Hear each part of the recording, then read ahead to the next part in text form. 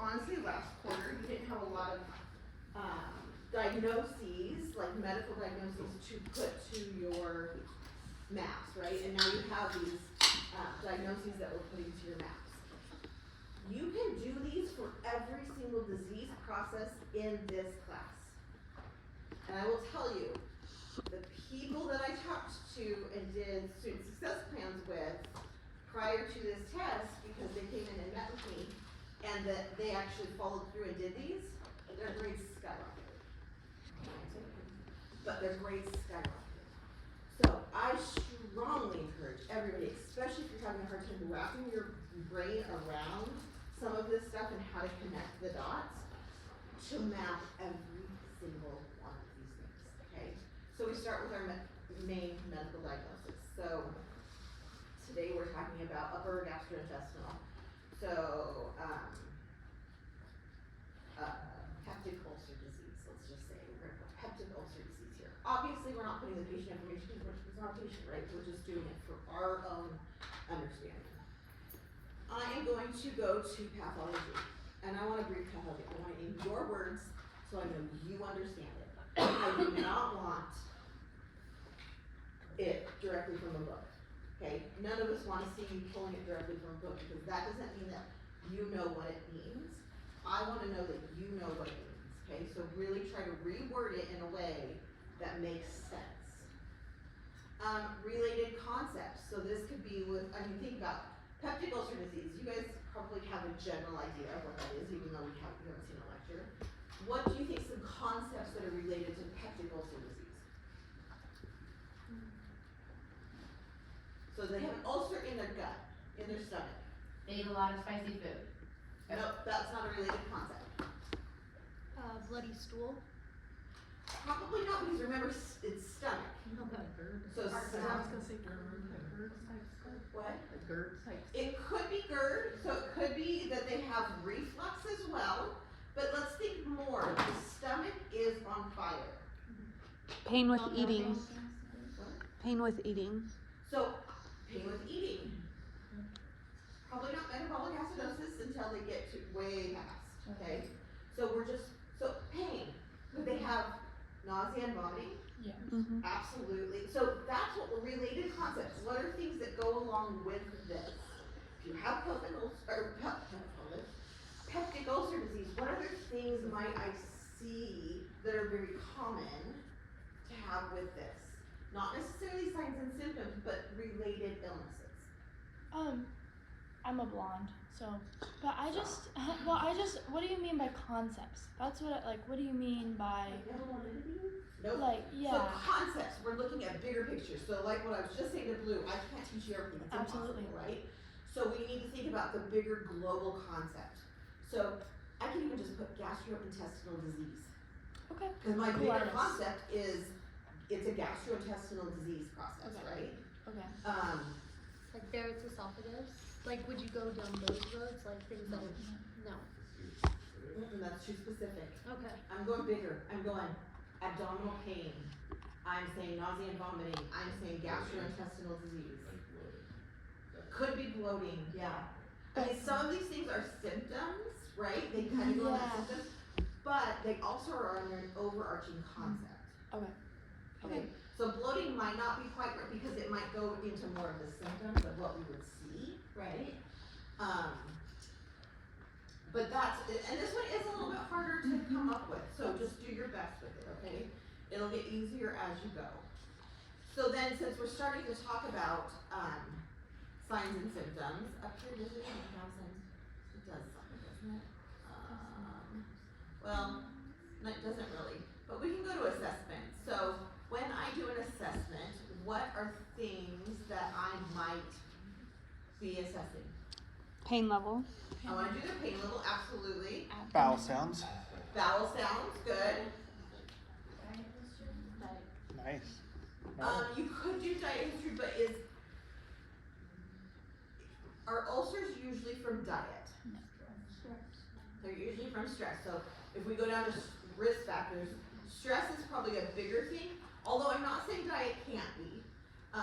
It depends on what what exactly, but we can't just say, oh, every time I eat Mexican food, or every time I eat spicy food, I get GI upset. That's not, this would be more like, I'm eating a certain type of diet, so maybe I'm eating, a Japanese diet where I eat a lot of wasabi and a lot of those really, really spicier foods, which we know can cause a lot, like, that's why, like, in Japan, we see a lot more stomach cancer, because they eat these really spicier foods that settle in the stomach and cause problems, where if you come to the US, we have a lot more colon cancer, because we eat a lot of fatty foods that sit in our colon and cause Oh, cancer. wow.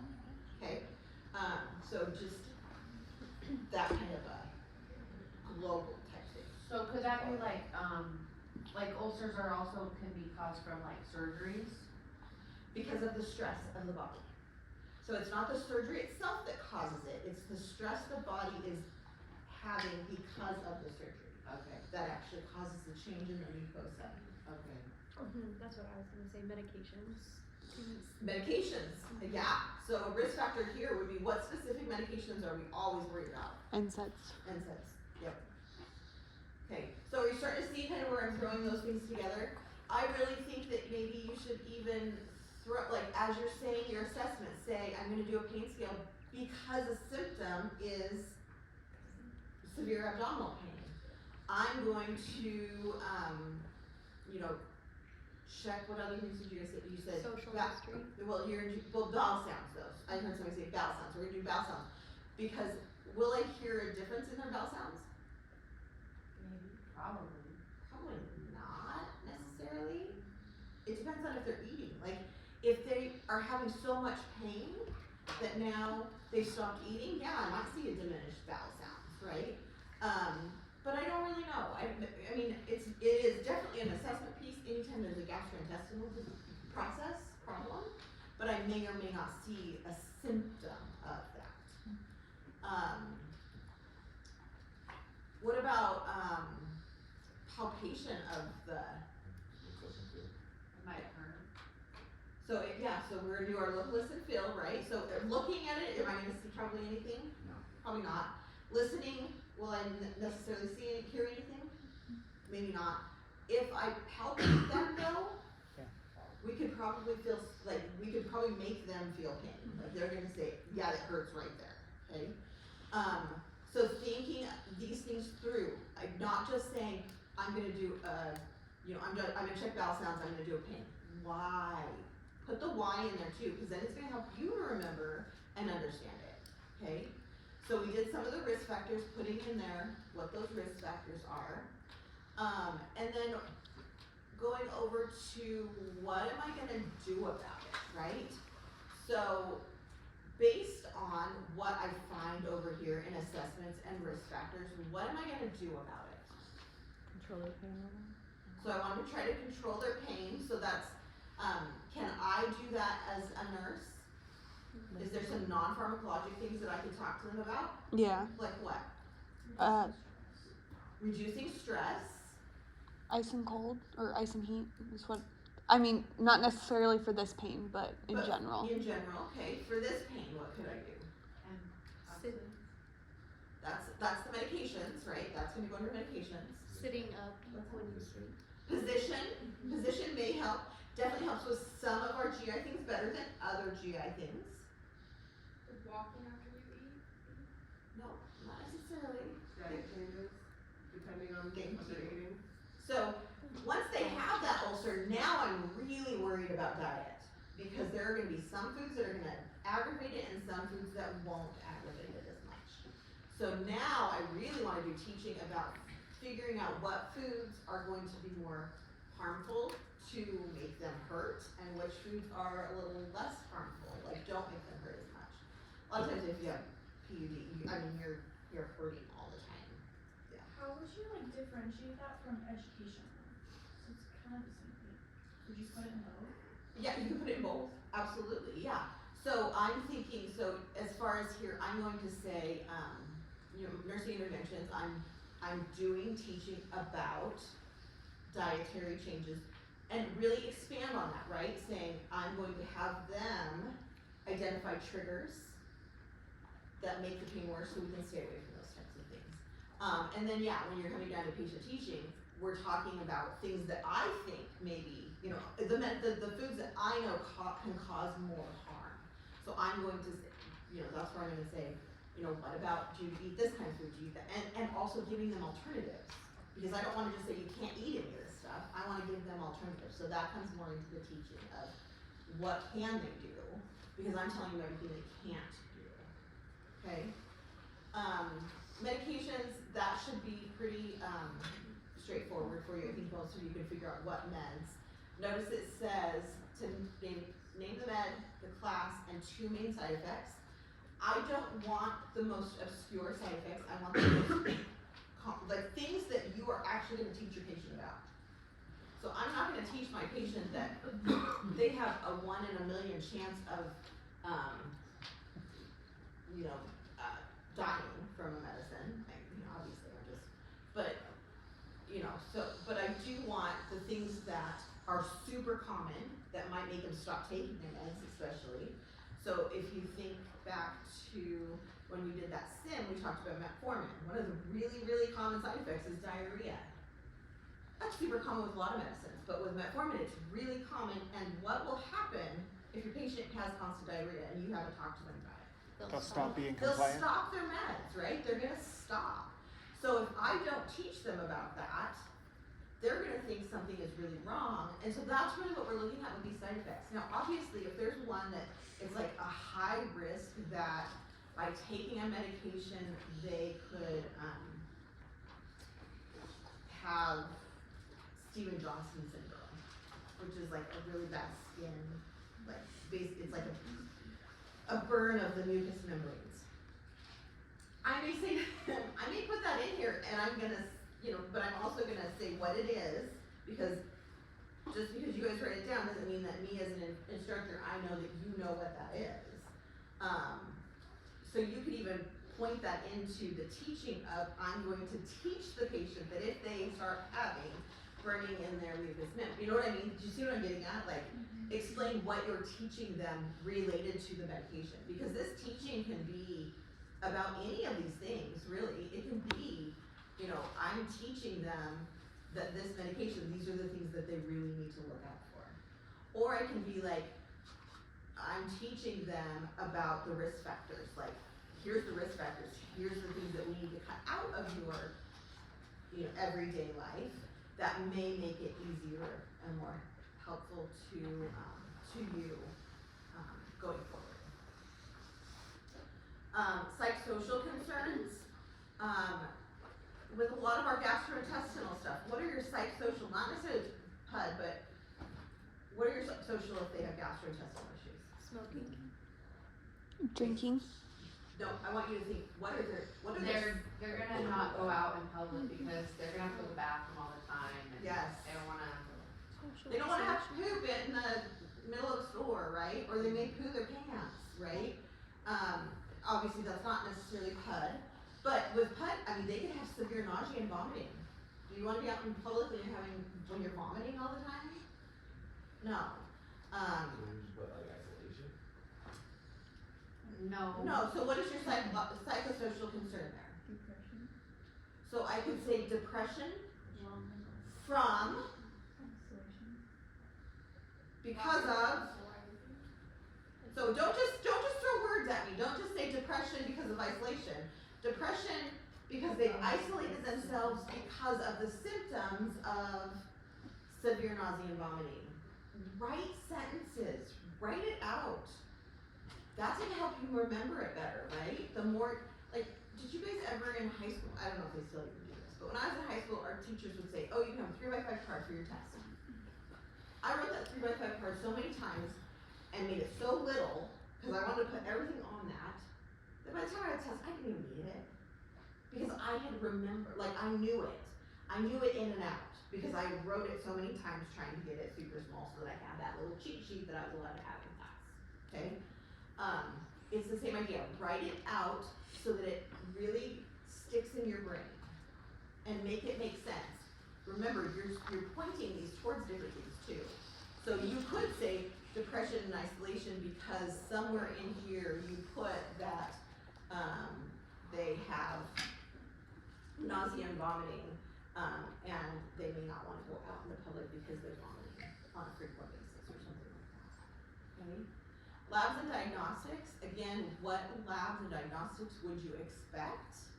And what ranges would you expect? So, it may be that, you know, I'm doing a complete blood count for PUD. Why am I doing a complete blood count for PUD? To get the hemoglobin level. I'm looking at, yeah, I wanna know what their red count is mostly, right? Could I also wanna know what their white count is? Yeah. Okay, so why do I wanna know their white count? To see if there's an infection. Because PUD a lot of times is from infections, right? So we know H. pylori is one of the bugs that can cause peptic ulcer disease. So I wanna know if it's gotten to the point where I have white blood cell count change. I wanna know red blood cells, especially hemoglobin and hematocrit. And then, Nick, say it louder, why do I wanna do that? Because I wanna see if it's, so, would it be high or low? Well, the white count would be high.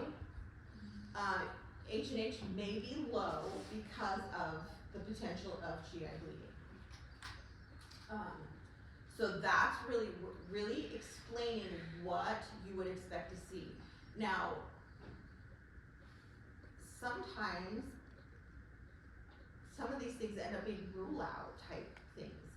You don't necessarily need to put those ones. Like, really look for the things that are gonna tell me that it points at this disease. Under, like psychosocial, could it be like weight loss because they're not eating because foods are bothering them? Or is that not Could be. really social, like the? No, that could potentially go there. Okay. I mean, and the psychosocial can also go back to risk factors too. I mean, you could say a risk factor is smoking. And so you could tie that somehow to psychosocial and say that, you know, their psychosocial concern is that the patient doesn't wanna stop smoking. And so that ends up being a psychosocial issue because we know if they stopped, it would take that risk factor away and then hopefully we wouldn't have these problems as much. Do you kind of see how I'm tying all of these things together? Mm-hmm. Potential and actual complications, so this can be actual ones, like we have, you know, internal bleeding, GI bleeding, and I would explain that I know that because what's happening? What would I notice? The H and H would be low. H and H might be low, what else? Tarry stool. What color is the stool though? Black. It's not bloody, it's black. It's black because it's upper GI and it has gone through the digestive process, so it's been, yeah. What else could I see? I could start to see like anemia, because the anemia is I could see changes in skin tone, color. What else though? Fatigue. Well, but I've talked about a lot, what have I said over and over that patients don't wanna go in public because they may be vomiting. So what actual complication can I see? I could see dehydration. I could see bloody vomit coming out of their mouth. Like that's an actual complication, right? I can see bloody vomit coming out of their mouth. The other things you're saying are all correct as well. They're a little bit further down the way, right? Because I don't immediately see dehydration just because they have a diagnosis of PUD. But to write it out, why would I see dehydration? At what point would I see dehydration? Okay? Is that from medication, from the treatment itself?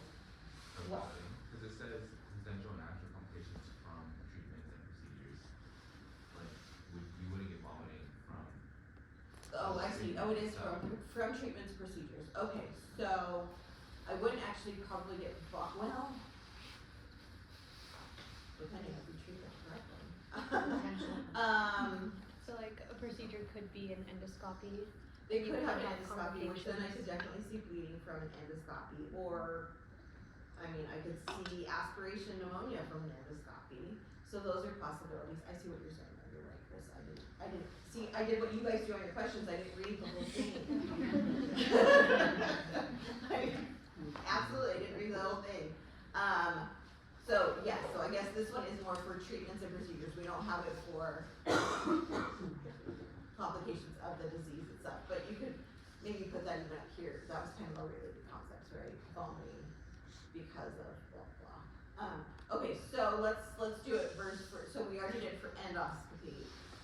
What about what if I put them on an antibiotic for H. pylori? What could be an actual or potential problem from putting on antibiotics? C. diff, diarrhea. Allergic reaction. Allergic reaction would be my biggest one. What's that? Would you go as far as like bacterial resistance if they don't take it out? You could if you can't find anything else, right? Like, try to do the ones that are really the most common. You don't want to go down these little rabbit holes because you guys absolutely do that, and it's easy to do that, right? That's why those of you that I talk to one-on-one, I'm like, don't read the things in the chapter I'm not talking about, because you're not tested on it yet. We may test on it at some point, right? We may get to that at some point, but you're kind of spinning your wheels because we're not testing you on it now. So really trying to keep it into what are really common potentials or actual things.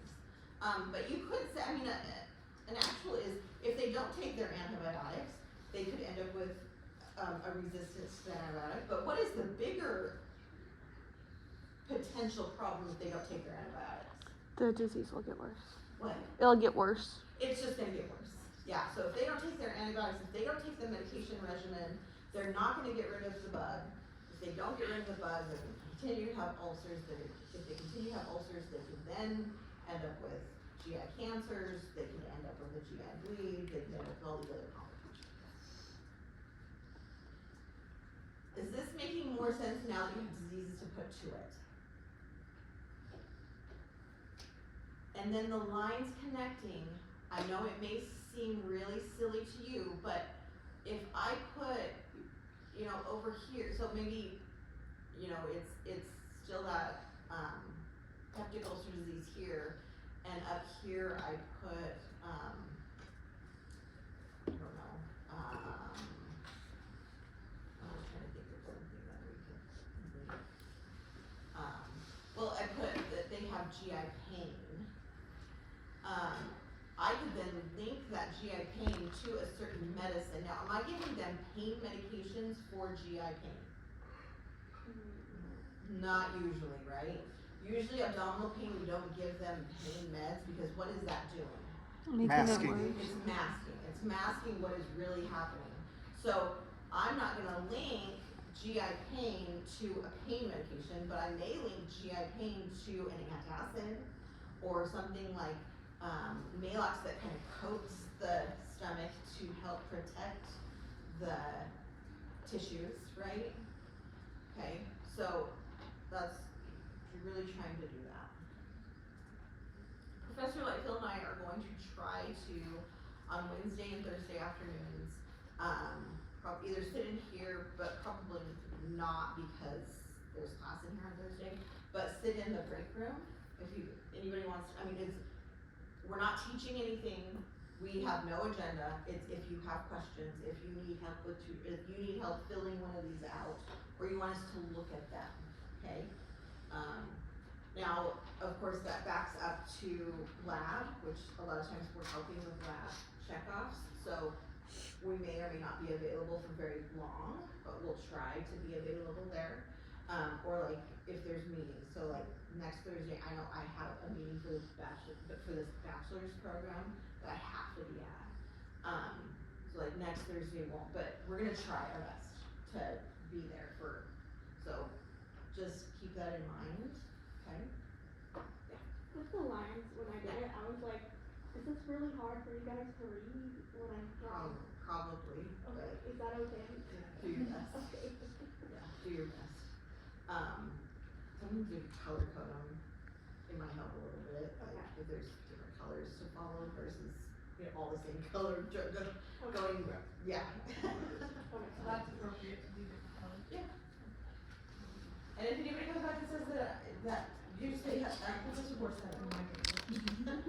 Because I don't mind colors, like I need colors help to be able to differentiate. Okay. Alright, so we're good? You guys feel okay with that?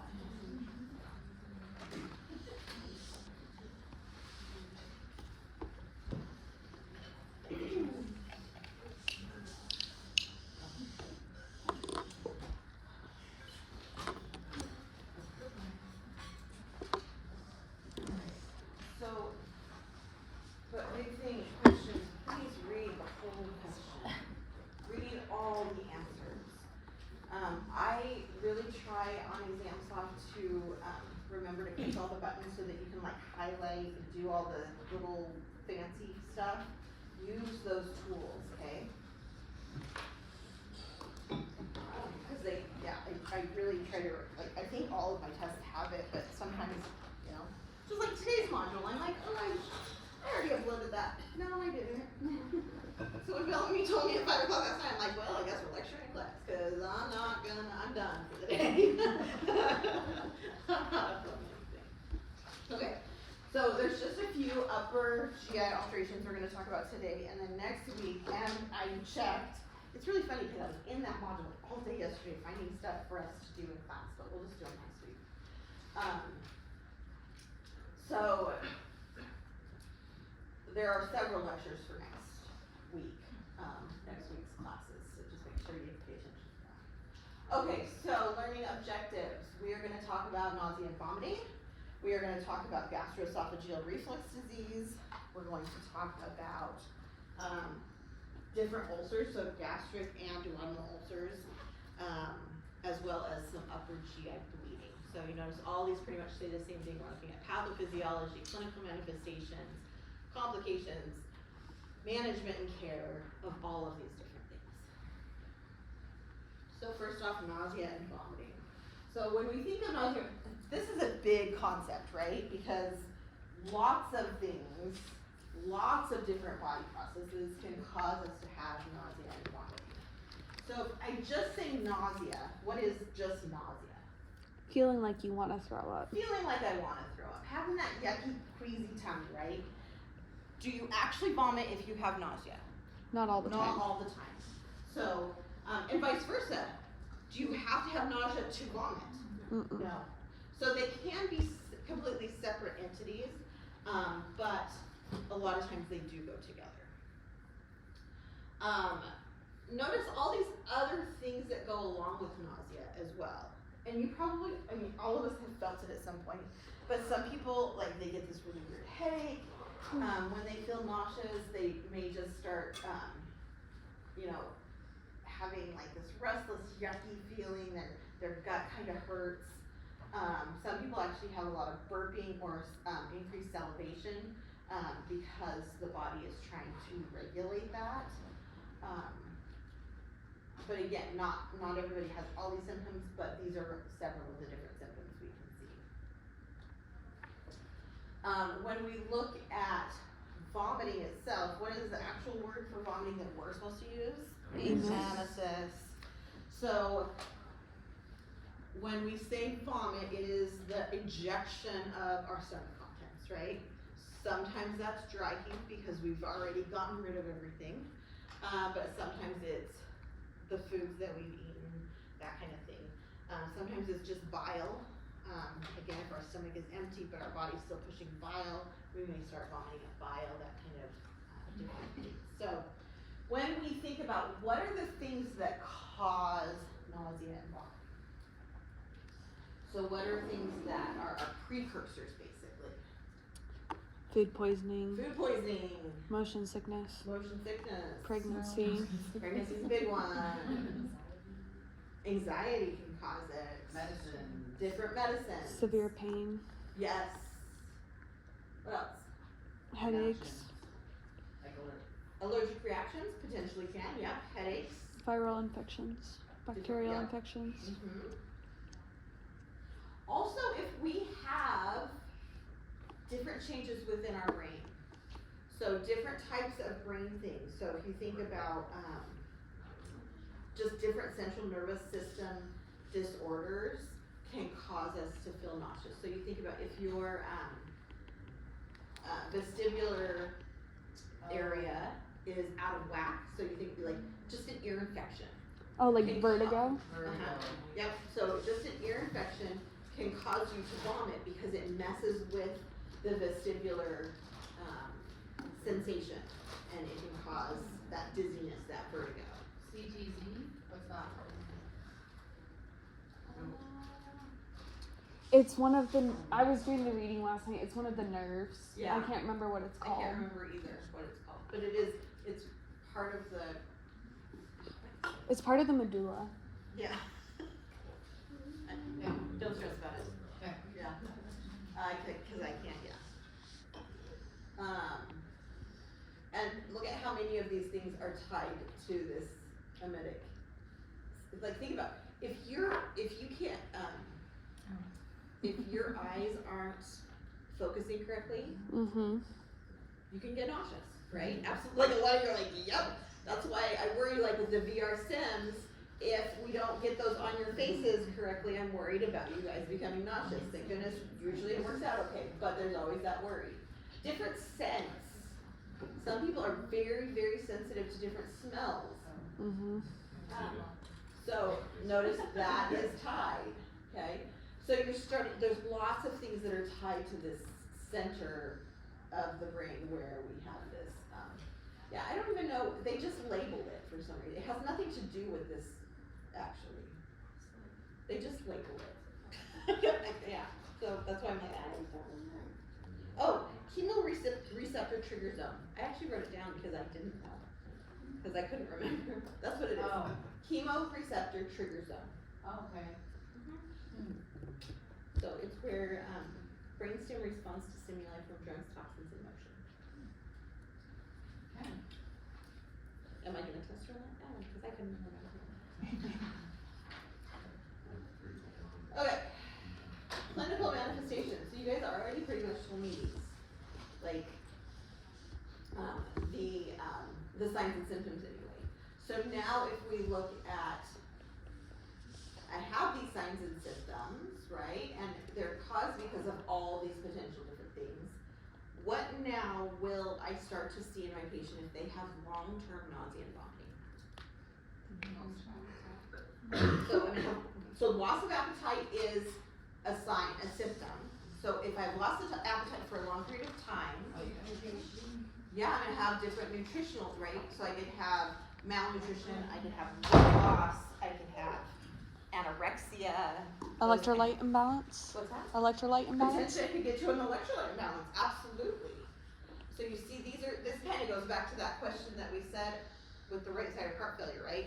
What are the symptoms of right-sided heart failure, and also what was it, the symptoms of What causes? I can't remember how the question was, but it's like chicken for the egg, right? So we have to Yeah. look at the whole way of what's going on. So if I have nausea and vomiting, I'm not going to want to eat. If I don't eat for a period of time, now I could potentially have malnutrition. If I'm vomiting, I'm now getting rid of everything that comes into my stomach. So that over time is going to change my electrolyte balance, right? So fluid volume changes, all of that, right? So kind of following that along. Obviously, if I have, a couple bouts of vomiting, am I gonna have an electrolyte change? No. Probably not. But if I have a few days of it, yes. Mm-hmm. Again, circulatory issues. Am I gonna have circulatory issues if I vomit one time? But if I vomit for several days, Mm-hmm. yeah. So you start thinking about these people who have these long bouts of vomiting. So, because maybe they have pain in their abdominal region, so they are vomiting a lot. Or if they're pregnant, so they're vomiting a lot. They have migraine headaches, so they're vomiting a lot. Those are more longer term of why then we see these other things that we've already talked about in other classes, right? Starting to come to fruition. Okay. So if I look at that,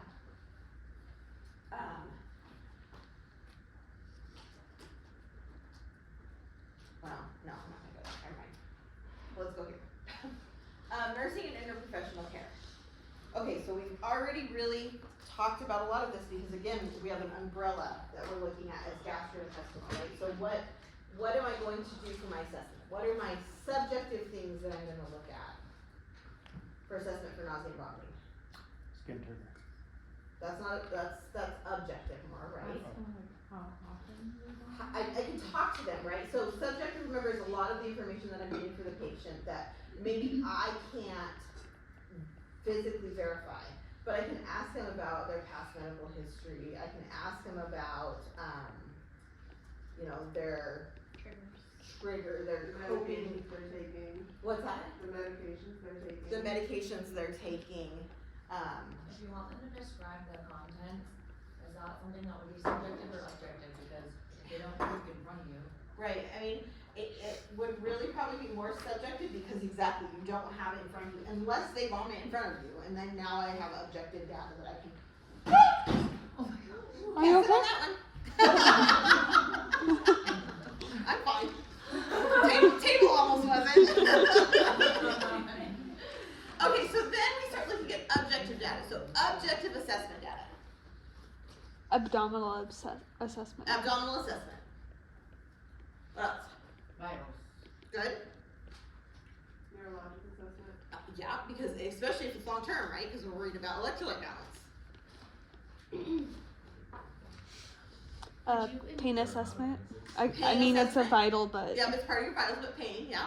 Would you want to do like the full GI, so starting at the mouth or just the abdomen? What do you guys think? I would want to look at the mucous membranes. Yeah, why else would we want to look at their mouth? Stomach acids. Yep, so we want to look at all these different things, right? Vomit is very acidic, so I want to look at their mouth. What do their mucous membranes look like? Are there any sores that they're starting to develop? What about their teeth? Are we starting to see that their teeth are having some issues because of that acidity? I may or may not be able to see that, right? Short term, I'm probably not going to see much of anything change, but over time, I may start to see some of these things. What else? Would you listen to the lungs, like long term? Why would I listen to it? Why would it probably be a good idea? Like Aspiration. Because of aspiration, the possibility of aspiration, especially if they're vomiting a lot. Yeah, like their heart. Why would I want to listen to their heart? Cause wasn't like just like they're anorexic, they're vomiting, they're doing like damage to their heart, like the. No, you're close. Tacky. So electrolyte imbalances, and more importantly, but why? Fluid imbalance. So fluid imbalance can lead to potential dysrhythmias, can lead to electrolyte imbalances. All those things we know can be associated with heart. So we would want to listen to their heart, and then like you guys said, doing a neuro assessment would also be very appropriate. Looking at like identifying the source, the time, and the characteristics of your MSS, if you can.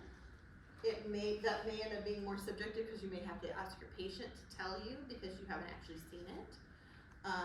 Again, we're looking at, are they having bright red bleeding, potentially, from vomiting, which is going to mean that it's somewhere in the upper, so it's going to be coming from stomach or esophagus.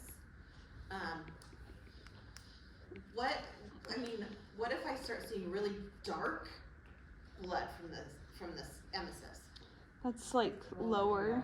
It could be a little bit lower, but do we usually vomit from the lower intestine, like from the intestine? Mm-mm.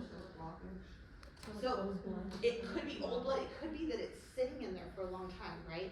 So if it's bright red, I know that there's an active bleed. There's active bleeding. If it's darker, it means that it maybe has sat for a little while, and it's starting to be digested a little bit, even by the stomach acids, okay? So, what is our plan? Fluids. Okay, so that's more an intervention. So what's your plan? So what are your goals for your patient? To no longer have nausea and vomiting. What else? Normal electrolytes, good job. And what would be a third one? To know the triggers so we can That's a avoid good them. one. Make sure that the plan for the patients to know their triggers, if that's what. Yes, and then back to eating and drinking appropriately. Okay, so implementation, how am I implementing this? Now my fluids. I mean, in extreme cases, we may do an NG, but we need to get them fluids, so especially if they've been vomiting for a period of time, we need to figure out how to get them fluids. So the hard part with nausea and vomiting is that even though we want to give them stuff by mouth, they may have a hard time keeping that down. And if you've had kids, you know, you're trying to get them to drink a little bit because you know they're getting dehydrated. And so then they don't quite understand that we want them to take little sips, because little sips usually stay down better, right? And so they just guzzle whatever we gave them because they're so thirsty, and then it comes all the way back up, right? So think about how we can get those fluids in. Remember, we want to start with least invasive to most invasive. So if we can get fluids in them orally, we want to do that, but if not, we may have to go to like an IV type. So you try to start with PO, okay? And of course, it's gonna depend, like this is just generic overarching nausea and vomiting. Sometimes there's nausea and vomiting that we're like, I don't want them taking anything by mouth, right? So we have to really look at that, what is the actual cause? If it's because they have a GI bug, if it's because they're pregnant, if it's those kinds of things, we can start with oral. But if it's because they have a GI bleed and we know we're gonna have to go do surgery, now I don't want them taking anything into there. You know, now I have to go straight to an IV. So you do have to look at what exactly is happening with your patient. Would we want to administer like an anti-nausea, like a Zofran? Potentially, again, it goes back to what is happening with your patient. So do I give anti-nausea, anti-diarrheals to people who have a viral or bacterial infection in their gut? No. Why? Because we want to get it out. Because I want to get it out, because that's the body's way of getting it out of the system. If I have somebody who has nausea and vomiting because they're pregnant, and it's so severe that now they've lost weight, then I would think about doing like an anti-nausea. I mean, there's obviously other ones too, but that's just kind of the first one that I came up with. There's lots of different things up here that tell you, like anxiety would be another one. If they're having just horrible anxiety that's causing them to be nauseous, we could maybe give them something to stop that nausea as well. And it might even be that we're treating actually the anxiety, but then by treating the anxiety, it treats the nausea. So it just really, you start to see, it really depends on what it is that's the underlying cause of this nausea. Go ahead. I don't think when I looked through the slideshow last night, I saw it, but, and I don't, like what's intraceable vomiting, or like where they can't stop? Hyperemesis. Because hyperemesis is. They call it. We called it migraines of the stomach at my clinic. So What they call it, intractable. intractables, cycle. Oh, this. You're talking from marijuana? Is Yeah. that what you're talking Well, about? Yeah. Or, yeah, I several mean, other things. that's the biggest one that we see. I did hear about that, I think in the farm for marijuana, but I've seen it a lot more in the hospital, not from marijuana, but from like, one was the flu, but I feel like that's becoming more frequent with people. Yeah, honestly, the increase that I've seen is because marijuana is so widely available now. I mean, honestly, and it is, I mean, we know that marijuana can help with some nauseas, but we also know that it can cause this cyclic hyperemesis type of a nausea. And you wonder how many people, because you're working in Idaho, right? Yeah. I'm not gonna tell us, I mean, Right. so I don't know.